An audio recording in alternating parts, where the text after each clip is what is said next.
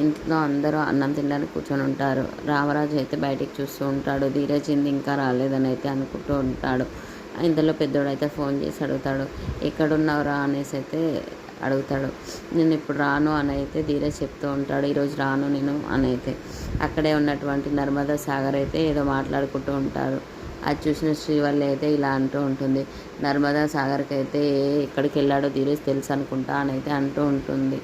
అక్కడే ఉన్నటువంటి రామరాజు అయితే మళ్ళీ ఇంతకుముందులాగా ఏదైనా పిచ్చి పిచ్చి వేషాలు వేస్తారంటే అస్సలు బాగోదు, ఏమన్నా అయితే అస్సలు నేను ఒప్పుకొని ఇస్తారని అయితే అంటూ ఉంటాడు.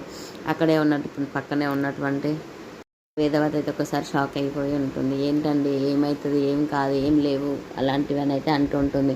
నువ్వు పొద్దున మాట్లాడుకోవడం నేను చూసాను నర్మదా, నువ్వు ఏదో మాట్లాడుతూ ఉన్నారు అని అయితే అంటూ ఉంటాడు. అక్కడే ఉన్నట్టు శ్రీవల్లి అయితే ఇలా అంటూ ఉంటుంది, అవును మామయ్య గారు వీళ్ళకి తెలుసు, సాగర్కి వీళ్ళకైతే తెలుసు అని అయితే అంటూ ఉంటుంది నర్మదకి.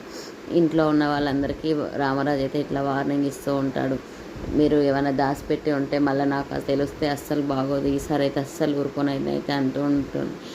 ఇంట్లో ఉన్న వాళ్ళందరూ అది విని ఒకసారిగా షాక్ అయిపోతూ ఉంటాడు.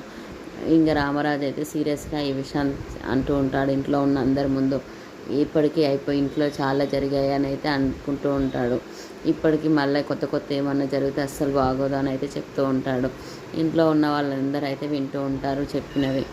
ఇక అక్కడే ఉన్నటువంటి వేదవతి అయితే ఇలా అంటూ ఉంటుంది, ఏంటండి మీరు అయిపోయిన విషయాలు ఎందుకు ఇప్పుడు అని అయితే అంటూ ఉంటుంది. బయట ప్రేమ అయితే కూర్చొని ధీరజ్ కోసం ఎదురు చూస్తూ ఉంటుంది. ఏమైంది ఈరోజు ఇంకా రాలేదినా అనేసి బయట అలానే ఎదురు చూస్తూ ఉంటుంది ధీరజ్ ఎప్పుడు వస్తాడా అని.